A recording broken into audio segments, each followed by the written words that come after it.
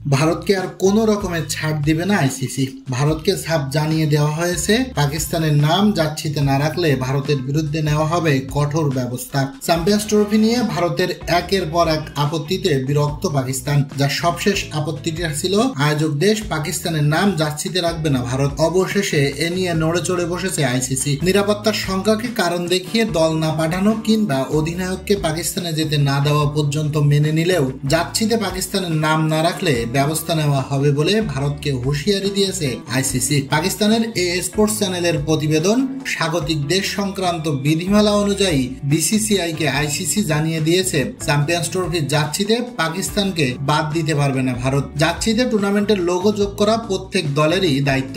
এ নিয়ম সব দলকেই মানতে হবে। আইসিসির এক কর্মকর্তা জোর দিয়েই বলেছে, কোন দল তাদের যাচ্ছিতে টুর্নামেন্টের লোগো ঠিক মতো না রাখলে তাদের বিরুদ্ধে কঠোর ব্যবস্থা নেওয়া হবে। তবে ব্যবস্থাটা কি হবে সেটা অবশ্য বিস্তারিত জানা যায়নি। চ্যাম্পিয়ন্স ট্রফির আয়োজন নিয়ে যত ঝামেলা তা যেন শুধু ভারতের দিক থেকেই পাচ্ছে পাকিস্তান। প্রথমে পাকিস্তানে তাদের দল পাঠাবে না বলে জানিয়ে দেয় ভারত। এর আগে পাকিস্তানের আয়োজনে 2023 এশিয়া কাপে একই কাজ করেছিল ভারত। ভারতের মতো বাণিজ্য এনে দেওয়া একটা দেশের আপত্তি তাই সেবার মানতে বাধ্য হয়েছিল আইসিসি। এবারও ভারতের ম্যাচগুলো দুবাইতে আর বাকি ম্যাচগুলো পাকিস্তানে রেখে এশিয়া কাপের মতো হাইব্রিড মডেলে চ্যাম্পিয়ন্স ট্রফি আয়োজন করতে যাচ্ছে আইসিসি। তাই তো আইসিসির হুঁশিয়ারি পেয়ে একরকম বাধ্য হয়ে যাচ্ছিতে পাকিস্তানের নাম লিখলো ভারত।